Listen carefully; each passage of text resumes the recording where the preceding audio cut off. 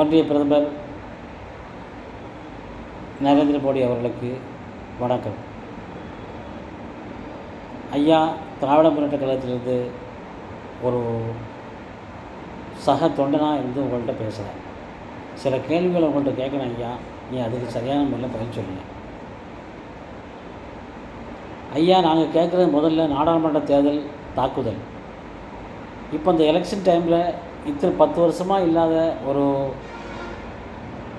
ஒரு மென்டாலிட்டி உங்கள்கிட்ட வந்திருக்குது.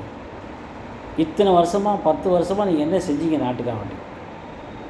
வெளிநாடு பயணம், அதுக்குண்டான பொருளாதாரங்கள் என்ன, முதலீடு என்ன, அது என்ன உங்களுக்கு எங்களுக்கு என்ன, நம்ம நாட்டுக்காக வேண்டி என்ன செஞ்சுருக்கீங்க? இதெல்லாம் நீங்கள் கண்டிப்பாக பதில் சொல்லி ஆகணும். நாடாளுமன்ற எலெக்ஷன் வருதுன்னு சொல்லிட்டு நீங்கள் தமிழ்நாட்டுக்குள்ளே இப்போ எல்லா இடங்களுக்கும் கோயம்புத்தூர்லேருந்து தூத்துக்குடியிலேருந்து மதுரை, திருச்சி, சேலம் எல்லா இடத்துக்கும் வாரீங்க.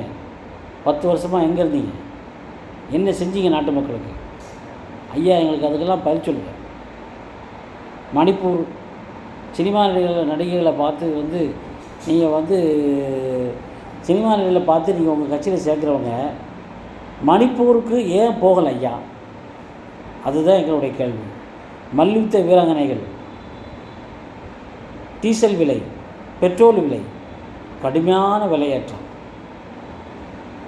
கேஸ் சிலிண்டர், பணவீக்கம், புயல் நிவாரணத்துக்கு சென்னையில் அவ்வளோ பேர் பாதிக்கப்பட்டு தத்தளிச்சுக்கிட்டு இருக்காங்க. எங்கே உங்கள் அரசாங்கம் எங்கே போச்சுமா ஐயா?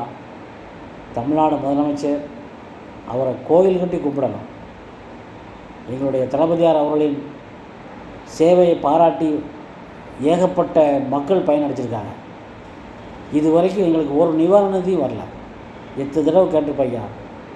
எல்லாத்துக்கும் நீங்கள் பரிசீலனை ஆகணும். நிதி பங்கீடு, சிஏஏ சட்டம், குடியுரிமை சட்டம், பொது சிவில் சட்டம், 15 லட்சம் பேங்கில் போடணும்னு சொன்னீங்க. எதுவுமே இல்லை.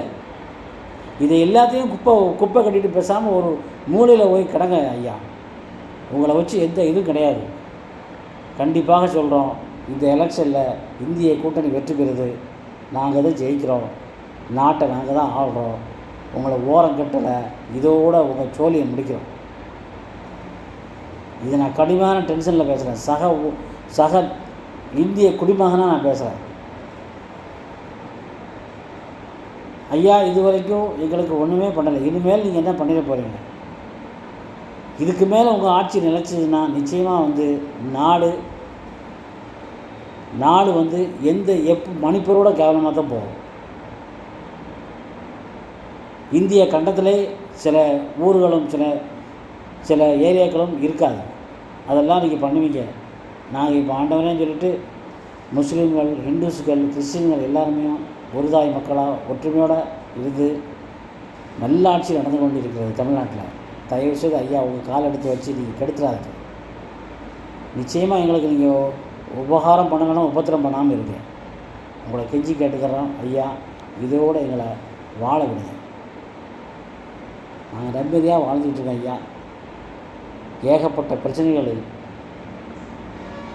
நீட் தேர்வு, பாலியல் வன்கொடுமை, கடுமையான பிரச்சனைலாம் உங்கள் ஆட்சியில் இருந்துகிட்டு இருக்குது. இதெல்லாம் நிச்சயமாக களையப்படணும்.